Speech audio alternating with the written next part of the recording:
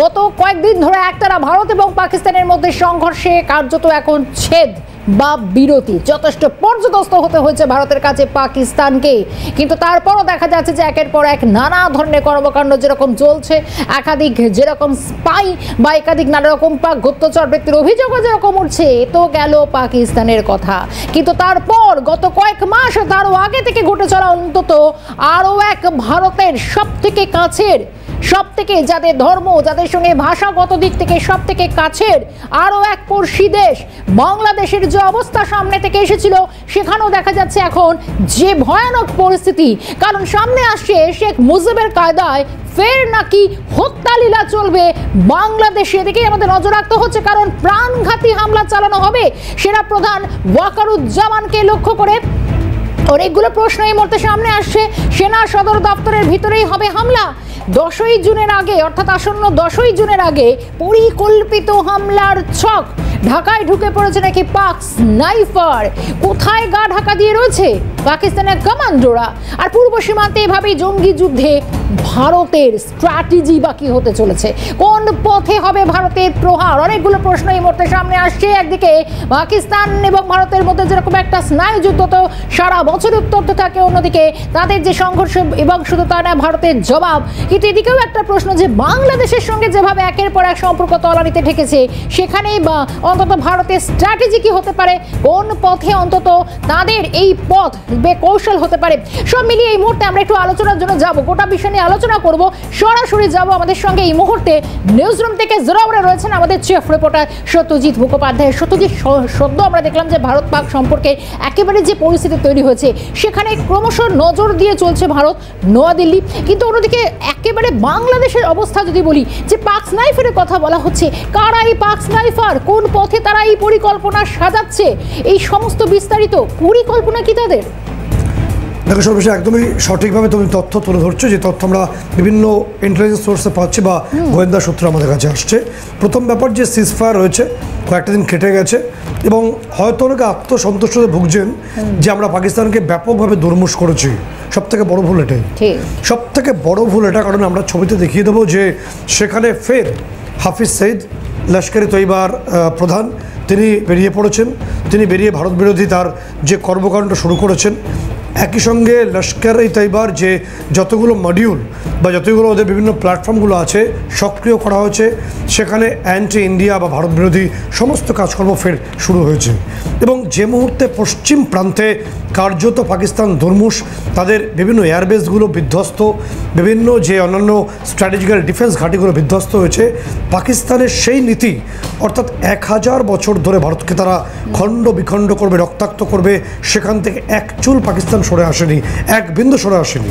এবং সেই কারণেই তাদের বর্তমান, অর্থাৎ যখন আমরা এই প্রোগ্রাম করছি জিরো আওয়ার, তখনও পাকিস্তানের ভেতরে ভারতকে ভাঙার পরিকল্পনা, ষড়যন্ত্র চলছে প্রত্যেক মুহূর্তে, প্রত্যেক ইঞ্চিতে ইঞ্চিতে।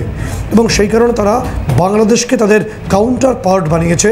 কারণ পাকিস্তানের আইএসআই বা ডিজিআইএসপি এরা জানেন, বা পাকিস্তান সেনাবাহিনী জানে যে ঢাকায় আমাদের লোক বসে আছে, ঢাকায় পাকিস্তান সেনাবাহিনীর লোক বসে আছে, এবং সেটা মোহাম্মদ ইউনুস এবং তার সিন্ডিকেট। সেই কারণেই ঢাকার মাধ্যমে তারা এমন একটা পরিকল্পনা করেছে, যেটা একদম সুচারু পরিকল্পনা। যে তথ্য, যে বিস্ফোরক ষড়যন্ত্রের কথা আমরা তুলে আনবো, সেই তথ্যটা আমাদের ভারতের জন্য, আমাদের জন্য, আমরা সীমান্তবর্তী রাজ্য, ভারতের জন্য ভীষণ ইম্পর্ট্যান্ট, ভীষণ অ্যালার্মিং। কারণ এই ষড়যন্ত্রটা না বুঝলে পূর্ব সীমান্ত থেকে যে কোনো মুহূর্তে আক্রমণ আসতে পারে। তোমাকে বলবো যে নির্দিষ্টভাবে ইতিমধ্যে যে তথ্য আমরা গোয়েন্দা সূত্রে পাচ্ছি, যে পাকিস্তানের যে স্পেশাল তাদের ডিভিশন রয়েছে বা স্পেশাল যে তাদের স্পেশাল গ্রুপ রয়েছে, সেই এসএসজির অর্থাৎ কমান্ডো বাহিনীর যে স্পেশাল ডিভিশন, স্নাইপার ডিভিশন, যারা অনেক দূর থেকে নিখুঁত লক্ষ্যে গুলি করতে অভ্যস্ত, এই স্নাইপার বা বন্দুকবাজদের, বা যারা খুব সঠিক নিশানায় আঘাত আনতে পারে, এই বন্দুকবাজদের কি ঢাকায় গোপন পথে নিয়ে আসা হয়েছে। এবং নির্দিষ্টভাবে এই টিমটার সঙ্গে শুধুমাত্র টিমটা আসেনি, এদের সঙ্গে রয়েছে একটা পুরো পূর্ণাঙ্গ ইউনিট। তার মধ্যে রয়েছে একটা নির্দিষ্টভাবে ড্রোন সিস্টেম আছে যারা ড্রোন অপারেট করে, এবং অন্যান্য যে রেডিও সিগন্যালসগুলো যারা বুঝতে পারেন এই ধরনের এক্সপার্টরাও এই টিমটার মধ্যে আছে। গোয়েন্দা সূত্র বলছে যে ঢাকার কোন অংশে আছে, কারণ ঢাকার সেনানিবাসে একটা হামলা হতে চলেছে খুব বড়োভাবে, এবং সেটা সেই শেখ মুজিবুরকে যেভাবে পারিবারিকভাবে হত্যা করা হয়েছিল সেরকম একটা কোনো কায়দায় হত্যার কোনো ব্লুপ্রিন্ট কি রচনা করা হয়েছে, এবং সেই রচনা করতে গিয়ে কি ঢাকার যে সংলগ্ন অংশ, যে অংশের নাম আমাদের কাছে ইতিমধ্যে এসছে, ঢাকার মাটিকাটা, ইব্রাহিমপুর, কচুক্ষেত, এই সমস্ত অংশগুলোতে ইতিমধ্যেই নাকি এই স্নাইপাররা এসে ঘাঁটি গেড়েছে। এদের সঙ্গে রয়েছে ড্রোন সিস্টেম এবং বিভিন্ন রেডিও সিগন্যালকে অপারেট করতে পারে এমন সিস্টেম যারা নিখুঁত লক্ষ্যে আঘাত করবে। কিভাবে আঘাত করবে, কাকে আঘাত করবে, কারা যোগাযোগ রাখছে, সব তথ্য আমরা দর্শকদের দিচ্ছি। কারণ যে তথ্য আমাদের কাছে আসছে, এই যে টিমটা পাকিস্তানের যে ব্যাট অর্থাৎ বর্ডার অ্যাকশন টিমের একটা স্পেশাল টিম এবং ওদের এসএসজি কমান্ডো বাহিনীর স্নাইপার ডিভিশন থেকে এই অংশটা ঢাকা ইতিমধ্যে এসছে বলে আমরা জানতে পারছি। এদের সঙ্গে যোগাযোগ রাখছে বাংলাদেশের স্বরাষ্ট্র দপ্তরের একজন বড় কর্তা, আমরা নামটা সামনে আনছি না, আমাদের কাছে নাম চলে এসছে, এবং আরও একজন ব্যক্তি, তার নাম মোহাম্মদ এজাজ। ইনি বর্তমানে কদিন আগেই 10 বা 11 মে ঢাকার উত্তর সিটি কর্পোরেশনের তিনি ভারপ্রাপ্ত প্রশাসক হয়েছেন। এই মোহাম্মদ ইউনুস বা তার সিন্ডিকেট তাকে সেখানে অ্যাপয়েন্টমেন্ট দিয়েছেন।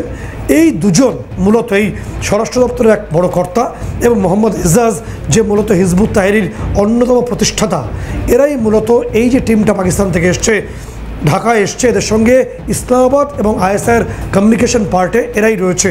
একই সঙ্গে আইএসআইয়ের যে স্টেশন চিফ যিনি রয়েছেন ঢাকায়, যিনি রয়েছেন, তিনি গোটা প্ল্যানিংটা মনিটর করছে তার অফিসে বসে। কি প্ল্যানিংটা হলো যে মূলত বুঝতে হবে এই মুহূর্তে মোহাম্মদ ইউনুসের লক্ষ্যটা কি। মোহাম্মদ ইউনুস এবং আইএসআইয়ের যে মূল লক্ষ্যটা হলো যে বাংলাদেশে একটা ইসলামিক বা ইসলামিস্ট জেহাদি কুকে সামনে নিয়ে আসা। এই ইসলামিস্ট জেহাদি কুকে সামনে নিয়ে আসতে পারলেই নির্দিষ্টভাবে যে বাংলাদেশের মূলত ডেমোক্রেটিক ওয়েতে যে সিস্টেমটা এখনও পর্যন্ত চালু আছে সেটাকে পুরোপুরি বিনষ্ট করা যাবে, এবং এই যে বাংলাদেশের ডেমোক্রেটিক ফোর্স বা তাদের যে নাগরিক সমাজটা আছে এটা এবং তাদের যে জেহাদি গ্রুপসগুলো আছে তার মাঝখানে বাঁধের মতো বা চীনের প্রাচীরের মতো দাঁড়িয়ে আছে এই সেনাবাহিনী। মূলত জেনারেল অর্থাৎ সেনাপ্রধান ওয়াকারুজ্জামান তার সঙ্গে যারা ফলোয়ার্স আছে এদেরকে যদি নিকেশ করে দেওয়া যায় অর্থাৎ সপরিবারে এবং বিভৎসভাবে, তাহলে মানুষের মধ্যে একটা আতঙ্ক তৈরি হবে। সেই প্ল্যানিংয়েই এই সিন্ডিকেট, এই জেহাদি গ্রুপ 240 জন, আমি নাম করে বলে দিচ্ছি কিছুটা অংশ যেটা বলা সম্ভব, যে ওয়াকারুজ্জামানের সঙ্গে 4 জন লেফটেন্যান্ট জেনারেল, বেশ কয়েকজন মেজর জেনারেল এবং কয়েকজন ব্রিগেডিয়ার জেনারেল এবং বেশ কিছু কর্নেল সহ 240 জনের একটা লিস্ট তৈরি করা হয়েছে, যাদেরকে এলিমিনেট করা হবে, যাদেরকে নিকেশ করা হবে। মূলত ওয়াকারুজ্জামানকে সপরিবারে সেনানিবাসের মধ্যেই খতম করার প্ল্যানিং করছে এই পাকিস্তানের থেকে আসা এই স্নাইপার গ্রুপটা এবং এই যে ব্যাট টিম এবং একসঙ্গে এসএসজি কমান্ডার টিমটা। এবং তার পাশাপাশি তোমাকে বলবো যে ইউনুসের সঙ্গে সেনাপ্রধানের এই যে বিতণ্ডা, এই যে বিভাজনটা কেন, তার মুখ্য কারণ হলো যে ইমিডিয়েটলি পাকিস্তান চাইছে পূর্ব সীমান্তে একটা তাদের কাউন্টার পার্ট অন করতে, সেখান থেকে তারা ভারতে আক্রমণ চালাবে। অর্থাৎ তাদের নিয়ন্ত্রিত সেনাবাহিনী হলে সেই সেনাবাহিনী অর্থাৎ বাংলাদেশ সেনাবাহিনী যে মুহূর্তে পাকিস্তানের হাতে চলে আসবে, একদম সামনের দিকে থাকবে বাংলাদেশ সেনাবাহিনী, ব্যাক সাপোর্টে থাকবে আইএসআই এবং পাকিস্তানের বিভিন্ন কমান্ডো বাহিনী। এই বাহিনী ভারতকে বিভিন্নভাবে আক্রমণ করবে, যাতে ভারতের কাছে বা বহির্বিশ্বের কাছে মনে হয় বাংলাদেশ থেকে আক্রমণ আসছে, আলটিমেটলি পাকিস্তান করবে। এবং মোহাম্মদ ইউনুসের কাছে ছবিটা কি, মোহাম্মদ ইউনুস 3টে বিষয়কে ইমিডিয়েটলি চাইছেন। প্রথম হলো পাকিস্তানের মতো এবং তাদের পরিকল্পনা অনুসারে একটা জেহাদি ইসলামিক কু সেখানে তিনি চাইছেন ইমিডিয়েটলি। দ্বিতীয়ত, যেটা চাইছেন না ওয়াকারুজ্জামান, দ্বিতীয়ত ইউনুস তিনি চাইছেন না নির্বাচন হোক, আবার ওয়াকারুজ্জামান চাইছেন যে গণতন্ত্রের স্বার্থে সেখানে একটা নির্বাচন হোক। তৃতীয়ত, যে রাখাইন করিডোর আসলে ইমিডিয়েটলি বাংলাদেশের সার্বভৌমত্ব নষ্ট হবে, সেখানকার নিজস্ব সম্পত্তি এবং মানুষের গণতান্ত্রিক অধিকার নষ্ট হবে বলে মনে করা হচ্ছে, বা ইন্টারন্যাশনাল যে বিভিন্ন ওয়াচিং বডিগুলো আছে তারা মনে করছে। ইউনুস এই রাখাইন করিডোরটাকে চালু করতে চাইছেন, যেটার বিরোধিতা করছেন নির্দিষ্টভাবে ওয়াকারুজ্জামান। এবং এটা বিভিন্ন তথ্য বলছে যে যেখানে ইউএস মিলিটারি গেছে, কারণ ইউএস মিলিটারি একটা পিস হেডকোয়ার্টার চাইছে বাংলাদেশে। বিশ্বের 60টি দেশে অন্তত নিদেন পক্ষে ইউএস মিলিটারি তাদের পিস কোয়ার্টার তৈরি করেছে। এই 60টি দেশের কোনোটি দেশেই নিজস্ব সেনাবাহিনীর কাজ করতে পারে না। ফলে বাংলাদেশ সেনাপ্রধান বুঝতে পারছেন যে মুহূর্তে ইউএস মিলিটারি তাদের দেশে ঘাঁটি গাড়বে তাদের পক্ষে আর কিছু করা সম্ভব নয়। যে তথ্য দিয়ে রাখবো দর্শকদের জন্য, যে এই যে সেনাপ্রধান এবং তার ফলোয়ার্সদের কচুকাটা করতে, তাদের নিকেশ করতে যে টিমটাকে তৈরি করা হয়েছে, এই টিমটার নাম দেওয়া হয়েছে গ্যাং অফ সহযোদ্ধা।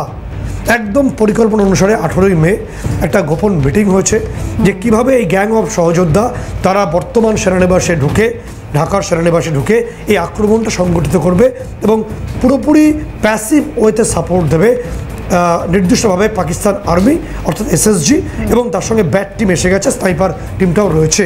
কাদের কাদের নাম এসছে আমরা স্ক্রিনে সেই ছবিগুলো একটু দেখানোর চেষ্টা করব। সর্বিশটা নাম যেখানে এসছে, প্রথম নাম এসছে নাইমুল ইসলাম। এই প্রত্যেকটি বরখাস্ত বা যাদেরকে বিভিন্ন কারণে সেনাবাহিনী থেকে বিতাড়িত করা হয়েছে, এদেরকে নিয়েই গ্যাং অফ সহযোদ্ধা বানানো হয়েছে। এই গ্যাং অফ সহযোদ্ধার প্রথম অংশেই রয়েছে নাইমুল ইসলাম। আমরা ছবি দেখানোর চেষ্টা করব। মুস্তাফিজুর রহমান, এম তাব হোসেন এবং জাকির হোসেন এবং কামাল হোসেন, এরা রয়েছে মূলত, এরা অপারেশনাল হেড হিসেবে রয়েছে, যারা সেনাপ্রধানের এবং তাদের ফলোয়ার্সের বিরুদ্ধে আক্রমণ চালাবে। পাকিস্তানের যে স্নাইপার টিমকে এরা জাগা পড়ে দেবে ঘর থেকে, যে আক্রমণ চালানো সম্ভব। দ্বিতীয়ত এরা সেনানিবাসে ঢুকে আক্রমণ চালানোর চেষ্টা করেছে ইতিমধ্যেই, যেখানে নাইমুল ইসলামকে গ্রেপ্তার করা হয়েছে এবং তার পাশাপাশি এদেরকে সাপোর্ট দিচ্ছে ব্রিগেডিয়ার জেনারেল প্রাক্তন জেনারেল হাসান নিসারি এবং লেফটেন্যান্ট কমান্ডার মেহেদি, দুজনে অবসরপ্রাপ্ত। এবং তার পাশাপাশি তুমি দেখবে যে শনিবার দিন এই পাকিস্তান এবং ইউনুস সিন্ডিকেটের এই ষড়যন্ত্র সামনে আসার পরই ঢাকার সেনানিবাস থেকে সেনাপ্রধান ওয়াকারুজ্জামান নির্দিষ্টভাবে একটা প্রেস রিলিজ তৈরি করেছে, একটা আইএসপিআর নোটিশ দিয়েছে যে ঢাকা সেনানিবাস কেন্দ্র করে বা কেন্দ্রীভূত অবস্থায় কোনো সমাবেশ, কোনো মিছিল, কোনো মিটিং করা যাবে না। অর্থাৎ এই প্রথম, যারা মনে করতে পারছেন দেখবেন, এই প্রথম অনেক বছর পরে সেনার পক্ষ থেকে নোটিশ দিয়ে বলা হলো বাংলাদেশে যে কোনো জমায়েত করা যাবে না, কারণ জমায়েতের মধ্যে থেকে আক্রমণ চালানো হবে সেনানিবাসে এবং বাংলাদেশ সেনার যারা বর্তমান দায়িত্বে আছেন তাদের খতম করতে পারলেই কেল্লা ফতে। এই ইসলামিস্ট জেহাদি কু করে পাকিস্তানকে এখানে প্রবেশ করিয়ে ভারতের বিরুদ্ধে আক্রমণ শানাবে ইউনুস সিন্ডিকেট, যেটা বুঝেই ভারতের তরফে দেখবে ব্যবসায়িকভাবে বাণিজ্য, স্থলবন্দর যে বাণিজ্য তা আপাতত স্থগিত রাখা হয়েছে। ঠিক পাকিস্তানের মতো, ঠিক সিন্ধু নদের জল আমরা বন্ধ করে দিয়েছিলাম, একই ট্রিটমেন্ট। এবং তোমাকে বলবো একই সঙ্গে ভারত তো চুপ করে থাকতে পারো না, কারণ আমরা সতর্ক, আমরা প্রতিবেশী হিসেবে এখনও দেখছি। কিন্তু এরকম ধরনের যদি ষড়যন্ত্র এবং বাদরামও চলতে থাকে তাহলে তার ফলাফল বাংলাদেশকে নিতেই হবে। যে কারণে তোমাকে বলবো পূর্ব সীমান্তে আমাদের তিস্তা প্রহার, আমাদের স্পেশাল যে মহড়া বা এক্সারসাইজ আমরা করেছি তিস্তা প্রহার, সেই ছবি আমরা স্ক্রিনে রাখবো। কি করেছি? আমাদের ইনফ্যান্ট্রি ডিভিশন, আমাদের আর্টিলারি ডিভিশন, আমাদের মেকানাইজড ইনফ্যান্ট্রি, আমাদের নির্দিষ্টভাবে আমাদের বিভিন্ন অংশগুলো যারা রয়েছে, প্যারামিলিটারি ফোর্সেস যারা আছে, সবাই এই মহড়ায় অংশ নিয়েছে। কোথায় হয়েছে মহড়াটা? খুব স্ট্র্যাটেজিক্যালি ইম্পর্ট্যান্ট, কারণ এই মহড়াটা চলেছে যেটা নিয়ে কিছুদিন আগে মোহাম্মদ ইউনুস বলেছিলেন যে চিকেন নেক নিয়ে তিনি অনেক মন্তব্য করেছিলেন ইন্টারন্যাশনাল মিডিয়ার কাছে। তিনি নর্থ ইস্টকে ল্যান্ডলকড বলেছিলেন, সেখানেই এই চিকেন নেককে কেন্দ্র করেই আমাদের এই তিস্তা প্রহার, আমাদের স্পেশাল এক্সারসাইজ হয়েছে। আমরা প্রত্যাঘাত করেছি, আমাদের অপারেশন সিঁদুর হয়েছে, এবার প্রহারের পালা। যে কারণে পূর্ব সীমান্তে আমাদের সেনাবাহিনীর স্পেশাল এক্সারসাইজের ছবি আমরা স্ক্রিনে রাখছি। প্রত্যেকটা অংশকে নিয়ে আমরা এই মহড়ায় ছিলাম এবং বলা ভালো যে পাকিস্তান সীমান্তও কিন্তু ঠিক একইভাবে সিন্ধু নদের জল চুক্তি আমরা স্থগিত করেছিলাম। একই সঙ্গে আমাদের মহড়া চলছিল, হঠাৎ করেই যখন পাকিস্তান মিস অ্যাডভেঞ্চার করলো, যেরকমভাবে বাংলাদেশ প্রত্যেক দিন পয়জন পাঠানোর চেষ্টা করছে এদেশে, যদি আবারও করে তাহলে কিন্তু আবার নির্দিষ্টভাবে সেই পাকিস্তান তাদের পিতৃস্থানীয় যে অপারেশন সেখানে হয়েছে, যার ছবি সারা বিশ্ব দেখেছে, বাংলাদেশ তার থেকে বাদ যাবে না। মোহাম্মদ ইউনুস যে ভেবে থাকেন তিনি একদম যমুনার তীরে, যমুনা ভবনে বেশ সেফ হয়ে বসে আছেন, তাহলে হয়তো ভুল হবে। কারণ প্রতিবেশীকে ভালো রাখার দায়িত্ব আমাদের, কিন্তু তার কোনো মিস অ্যাডভেঞ্চার, তাদের কোনো যদি কোনো এমন কোনো রাষ্ট্রকে তারা সমর্থন করে আমাদের ক্ষতি করার চেষ্টা করছে, তাহলে তারা কিন্তু রেহাই পাবে না কোনোভাবেই। সেটা ইন্ডিয়ান আর্মি ছত্রে ছত্রে বুঝিয়ে দিচ্ছে। একদমই তাই সত্যজিৎ, অবশ্যই আমি আসবো। আমাদের সঙ্গে এই মুহূর্তে আলোচনায় যোগ দিয়েছেন অবসরপ্রাপ্ত সেনাকর্তা কর্নেল দীপ্তাংশু চৌধুরী, তাঁকেও যেরকম স্বাগত জানাবো আজকে জিরো ওভারে। কিন্তু এই মুহূর্তে একেবারে সত্যজিৎ, তোমার কাছে একটা প্রশ্ন না করলেই নয়, কারণ এতদিন পর্যন্ত ভারতের পশ্চিম সীমান্ত জায়গাগুলো সব থেকে বেশি একটা র্যাডারে রাখা হয়েছিল এবং পাকিস্তান সেটা রন্ধে রন্ধে বুঝে গেছে কোমর ভাঙার পর যে ভারতের সামরিক শক্তিতে তারা একেবারেই পর্যদস্ত। তাই রীতিমতো বাংলাদেশের মাটিকে ব্যবহার করে খুব সহজেই তারা নিজেদেরই, অর্থাৎ কোথাও এই ক্ষেত্রে বাংলাদেশের পিঠেও তো সে পাকিস্তান ছুরি কোপাচ্ছে এবং সব থেকে বড় তার সেভেন সিস্টার্স দখলে যে ডাক, অর্থাৎ উত্তর পূর্ব সীমান্ত এই মুহূর্তে নয়াদিল্লিকে বিশেষভাবে ভাবাচ্ছে। দেখো, একদমই তুমি যে তথ্য বলছো এটা একটা গুরুত্বপূর্ণ বিষয়। আমি একটা ইনফরমেশন দিয়ে রাখবো যে আমাদের শিলং শিলচর যে হাইওয়ে, যেটার পাশাপাশি আমাদের এই হাইওয়েটা হয়ে গেলে যে তথ্য, যে বক্তব্য মোহাম্মদ ইউনুস রেখেছিলেন যে সেভেন সিস্টারকে ল্যান্ড লকড বলেছিলেন, ভারতবর্ষ প্রায় 1700 কিলোমিটারের এই রাস্তা যারা ইন্টারন্যাশনালি যুক্ত হবে করে এটা দেখিয়ে দেওয়া হবে যে ভারতবর্ষকে চোখ তুলে তাকানোর ক্ষমতা মোহাম্মদ ইউনুসের এখনো হয়নি। তাদের দেওয়াল লিখনটা পড়ে নেওয়া উচিত, কারণ দেওয়াল লিখন বলছে যে পাকিস্তান বিধ্বস্ত। শেহবাজ শরীফ বলছেন যে আমাদের একের পর এক যে এয়ারবেস ধ্বংস হয়ে গেছে। তাদের সেনাপ্রধান আসিম মুনির রাত 2টোর সময় ফোন করে আতঙ্কিত অবস্থায় তাদের প্রধানমন্ত্রীকে বলছেন যে ভারত আক্রমণ করে দিয়েছে, যেমনটা বলেছিলেন অবসরপ্রাপ্ত তাদের সেনাপ্রধান বাজওয়া। তিনি ইমরান খানের বাড়ি দৌড়ে গেছিলেন, সেই একই ছবি।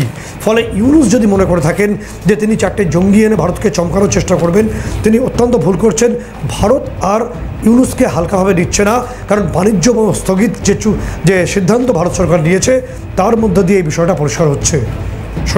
একেবারেই তাই। এবং অবশ্যই আমাদের সঙ্গে ইতিমধ্যে আগেই বললাম যে যোগ দিয়েছেন আমাদের সঙ্গে কর্নেল দীপ্তাংশু চৌধুরী। এবার কর্নেল দীপ্তাংশু চৌধুরী, আপনাকেও অনেক স্বাগত জানাবো কারণ আলোচনায়, কারণ বাকি পর্বটা আমরা এগিয়ে নিয়ে যাবো। সত্যজিৎ, তোমার প্রশ্ন ডিরেক্ট কর্নেল চৌধুরীকে। দীপ্তাংশু, খুব গুরুত্বপূর্ণ বিষয় আপনাকে জিজ্ঞেস করবো যে বাংলাদেশের ক্ষেত্রে বাংলাদেশ না এমন একটা বিষয় হয়েছে দেখে বন্ধু বন্ধু মনে হলো, বিশেষজ্ঞরা বলছেন যে আলটিমেটলি বন্ধুত্ব নেই, শুধু সেখানে বাগনোক রয়েছে ভারতের পিঠে আছড়ে দেওয়ার জন্য।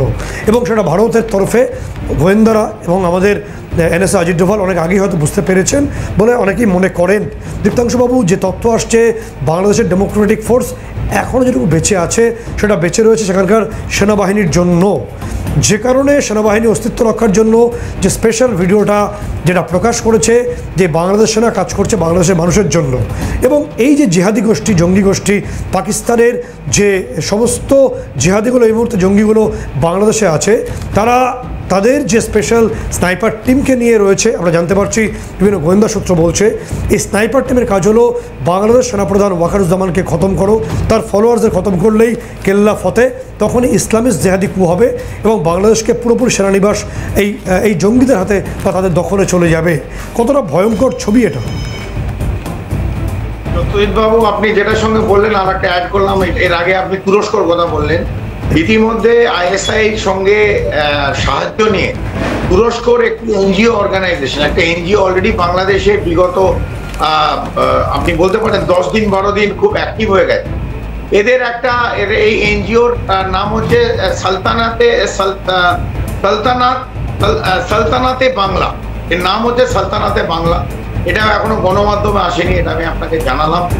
এরা একটা ম্যাপ বার করেছে যেটা বিভিন্ন ইউনিভার্সিটি আর কলেজে বাংলাদেশে এটা বিভিন্ন ওদের যে কমন রুম, ওদের যে টিচার্স, এই জায়গাগুলো লাগিয়ে দেওয়া। এখানে দেখা গেছে এই সালতানাতে বাংলা এনজিওর যে ম্যাপ লাগিয়েছে, বাংলাদেশের ম্যাপ, এই বাংলাদেশের ম্যাপের মধ্যে অ্যাড হয়েছে হচ্ছে পশ্চিমবাংলা, কিছুটা বিহার, কিছুটা ঝাড়খণ্ড এবং এই উত্তর পূর্ব 7টা রাজ্য, তার সঙ্গে কমপ্লিট বাংলাদেশ এবং এই রাখাইন প্রভিন্স, যেটা আরাকান আর্মিরা যেখানে আছে, রাখাইন প্রভিন্স মায়ানমারের, এই কমপ্লিট নিয়ে সালতানাতে বাংলা বলে একটা ম্যাপ বানিয়েছে। এবং এনজিওরা এর এনজিওতে প্রায় 78 জন তুরস্ক থেকে এসছে এবং তাদের আইএসআইয়ের একটা সাহায্য নিয়ে বাংলাদেশের বিভিন্ন জায়গায় ঘুরছে।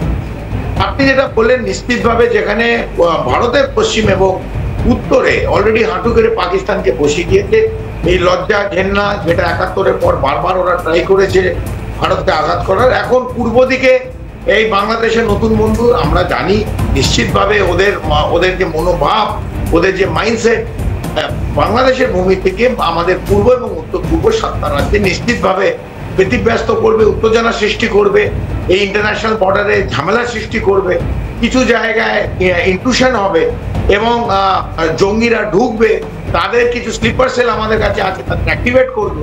এবং তার সাথে সাথে আমি এই জন্যই এই কথাটা উঠিয়ে আনলাম, লক্ষ্যটা হচ্ছে ভারতের যে বিভিন্ন রাজ্য আছে সেগুলোকে ডিস্টার্ব করে একটা ওদের এটা চিন্তাধারা যে একটা সালতানাতে বাংলা করবে, যে এই বিভিন্ন রাজ্যগুলোর সঙ্গে বাংলাদেশকে যুক্ত করা। দিবা স্বপ্ন দেখতেই পারে। আমি একটু আসছি 1 সেকেন্ডের জন্য দীপ্তাংশু বাবু, আপনাকে বিরত করলাম। এখানে যে রাখাইন করিডোর নিয়ে মূলত ওয়াকারুজ্জামানের সঙ্গে এই ইউনুসের এত বিতণ্ডা, সে বিষয়ে যে ইউনুসের প্রেস সচিব শফিকুল ইসলাম তিনি কোনো ম্যান্ডেট নিয়ে তো আসেননি, তিনি মিথ্যা কথা বলছেন টিভির সামনে যে ম্যান্ডেট নিয়ে এসছেন এবং তারা করে ছাড়বেন। কি বলছেন শোনাবো দর্শকদের উপর। We got mandate to do everything, প্রত্যেকটা কিছুর ম্যান্ডেট আছে, এবং সংস্কারে সব কিছু পড়ে। কি পড়েন আপনি আমারে বলেন? আপনি রোহিঙ্গা ক্রাইসিস এত বছর ধরে পড়ে আছে, কিছু হচ্ছে না। দীপ্তাংশু বাবু, যে প্রশ্ন আপনার কাছে আসবো, যে 1000 বছর ধরে ভারতকে রক্তাক্ত করার পরিকল্পনা পাকিস্তানের, আমরা দেখছি যে লস্কর-ই তৈবা ফের পাকিস্তানের মাটিতে নেমে পড়েছে, হাফিজ সঈদ বেরিয়ে এসছে তার গোপন ডেরা থেকে, এবং বাংলাদেশ সেই ষড়যন্ত্রের অন্যতম পার্টনার, কাউন্টার পার্ট, খারাপ লাগলে বলতে হচ্ছে। ভারতবর্ষের আমাদের প্রহার এক্সারসাইজ চলেছে, আমরা ঠিক কোন পথে এগোচ্ছি এই সালতানাত বাংলাকে ঠেকানোর জন্য বা এই প্রতিরোধের জন্য? দীপ্তাংশু বাবু, দেখুন, আমি সালতানাত বাংলাটা বলছি, ওদের একটা স্বপ্ন, ওরা চায়, দিবা স্বপ্ন বলতে পারি, ইউনিস কি হাসিন স্বপ্নে বলতে পারেন, আপনি যেটা বলতে পারেন। এবং আপনি ইতিমধ্যে দেখেছেন অজ্ঞাত পরিচয়ের লোক পাকিস্তানে অ্যাক্টিভ হয়েছে, কারণ ওদের বাড়িগুলো ভেঙে দিয়েছে, এখন পিলপিল করে গর্ত থেকে বেরিয়ে আসতে হচ্ছে এই জঙ্গিরা। এবং আমরা গতকাল দেখেছি যে একটা লস্কর-ই তৈবার জঙ্গি যারা 2005, 6 এবং 1 আইআইসি ব্যাঙ্গালোর অথবা আরএসএস হেডকোয়ার্টার নাগপুর অথবা উত্তরপ্রদেশে, যেখানে বিভিন্ন জায়গায় ট্রাই করেছিল একটা বড় নাশকতা ঠক করতে, সেই জঙ্গিকে কেউ কোনো অজ্ঞাত পরিচয়ের লোক মেরে দিয়েছে। কারা মেরেছে আমরা জানি না, অজ্ঞাত পরিচয়ের লোক মারছে এবং এর বিভিন্ন অজ্ঞাত পরিচয়ের লোক গিয়ে মারবে, এরকম যে জঙ্গি যারা যেখানে থাকে। আপনি বলতে চাইছেন যে পাকিস্তানে হাফিজদের উপরে যে আক্রমণ কদিন আগেই হয়েছিল, যে আননোন যে গানম্যান যারা অজ্ঞাত পরিচয় বন্দুকবাজ, যাদের ভয়ে হাফিজ সঈদ, মাসুদ আজাররা এখন বাড়ির থেকে বেরোতে পারেন না, সেই অজ্ঞাত পরিচয় বন্দুকবাজরা তারা ঢাকার রাস্তা দাপিয়ে বেড়াবে, সেই কথা কি আপনি বলছেন? একদম একদম। সেই যারা তাদের একটা নতুন ডেরা তো দিতে হবে, নতুন ডেরা ইউনিস বানিয়ে দিয়েছে 53 বছর পর এদের ডেকে এনেছে বাংলাদেশে এবং অফিস খুলে দিয়েছে। আপনি জানেন সিলেটে commando school, Bangladesh army commando স্কুলে একটা আইএসআই এর অফিস আছে। আমি তো অন ক্যামেরা বলছি, আমি বলছি যে চট্টগ্রাম এবং কক্সবাজারে আইএসআই এর একটা ডেরা হয়েছে, ওখানে ট্রেনিং চলছে এবং জলপথে ট্রেনিং চলছে, শুধু ল্যান্ডে না। যেরকম 26 হয়েছিল, আমাদের বিপুল ইন্টারন্যাশনাল বর্ডার দক্ষিণ এবং উত্তর 24 পরগনার জলপথ, সেখান দিয়ে আসতে পারে। তো জলপথে ট্রেনিং, কোথাও কোথাও ট্রেনিং হচ্ছে আমরা বলতে পারি। এবার নাশকতার ছক কোথায় কি হবে নিশ্চিতভাবে যারা এজেন্সি দেখছে তারা আরো ভালো পরিষ্কার বলতে পারে, কিন্তু আইএসআই ওদের ট্রেনিং দিচ্ছে, চট্টগ্রামে দিচ্ছে, যারা এই রোহিঙ্গা বলিষ্ঠ, মেন্টালি রোবাস্ট, ফিজিক্যালি ফিট, সেই সব লোকগুলোকে নিয়ে এসে ট্রেনিং বিগত 9 মাস দিচ্ছে। জলপথে ট্রেনিং হচ্ছে কিরকম ভাবে রাতের অন্ধকারে ভারতে ঢোকা যায়, বিশেষ করে পশ্চিমবাংলায় সুন্দরবন উপত্যকায় এই ছোট ছোট দ্বীপপুঞ্জগুলো আছে, কোথায় ঢুকে মেইন জায়গায় ঢুকতে পারে।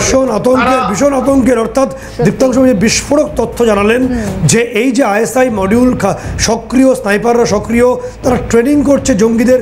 লক্ষ্যটা কি? লক্ষ্যটা এই বাংলায়, ভারতবর্ষ, আমাদের রক্তাক্ত করা। পাকিস্তানের ষড়যন্ত্রের কাউন্টার পার্ট হলো বাংলাদেশ এবং মোহাম্মদ ইউনুসের সিন্ডিকেট। ভারতের প্রহার এখন সময়ের অপেক্ষা বাংলাদেশের জন্য বলে অনেকে মনে করছে। নিঃসন্দেহে একেবারে অনেক ধন্যবাদ জানাবো দীপ্তাংশু বাবুকে একটা আলোচনায় থাকার জন্য। সত্যজিৎ, তোমাকেও ধন্যবাদ জানাবো 0 আওয়ারের সময় দেওয়ার জন্য। সব থেকে বড় কথা, এই উদ্বেগের জায়গা নতুন করে কোন আতঙ্কে চোরাবালির স্রোত বইতে চলেছে এবং নয়াদিল্লি বা ভারতের স্ট্র্যাটেজি কি হতে পারে, আপনারা প্রত্যেকেই আমরা দেশবাসী হিসেবে কতটা সতর্ক থাকবো, কারণ রীতিমতো সতর্ক হওয়ারই সময় এসেছে। আলোচনায় ছিলাম 0 আওয়ারের সময় ফুরিয়েছে, আপাতত এই পর্যন্তই।